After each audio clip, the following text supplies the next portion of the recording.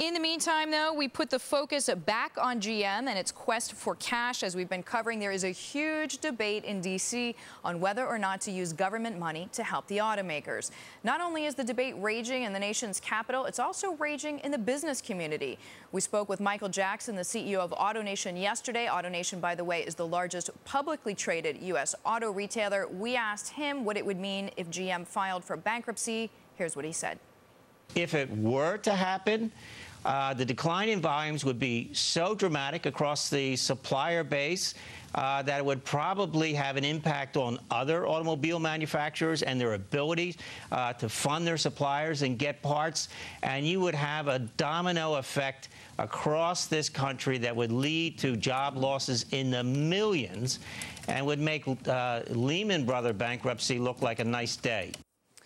All right. Well, attorney Tom Ajamie of Ajamie LLP disagrees, saying bankruptcy is not the worst option at this point for GM. He is joining us now from Houston, Texas. Welcome, Tom. We're glad to have you on.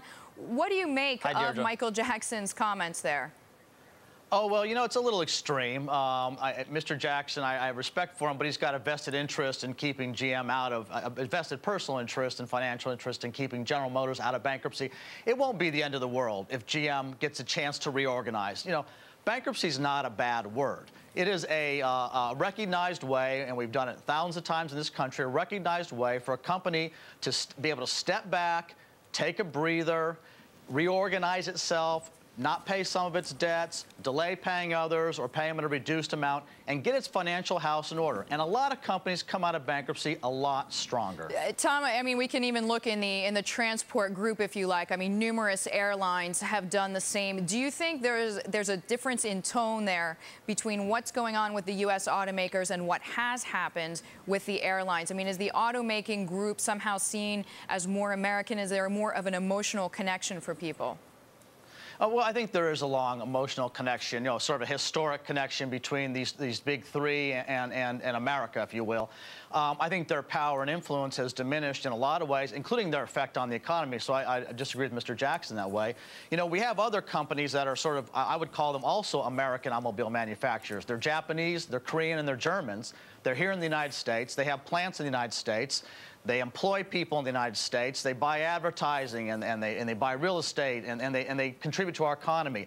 It's just that these three companies located up in Detroit have been mismanaged for a long time, and they're seeing a lot of problems. But other American companies, being those other companies that are here, are doing quite well, or at least doing as well as they expected in this economy. Let's put it that way. Tom, let me just ask you a basic question. I mean, when you look at who loses out, let's just say, for argument's sake, in the hypothetical, GM does file for bankruptcy. I mean, the shareholders, these are the first people to lose out. That's clear. They get nothing. Unsecured bondholders as well. What about the workers? Well, you know, the workers are going to be affected, especially with the big three, because they are, you know, their employees are all unionized employees, subject to contracts and collective bargaining agreements, and those can be reworked. I mean, that's obviously what I think the workers are concerned about, and we ought to be concerned for them a bit, is that those contracts are going to be renegotiated.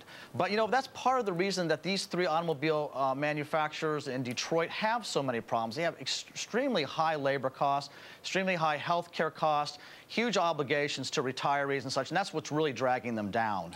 Tom, what about suppliers? Would they get paid? Suppliers will get paid. So once again, I disagree with Mr. Jackson on that score. You know, suppliers aren't going to go out of business.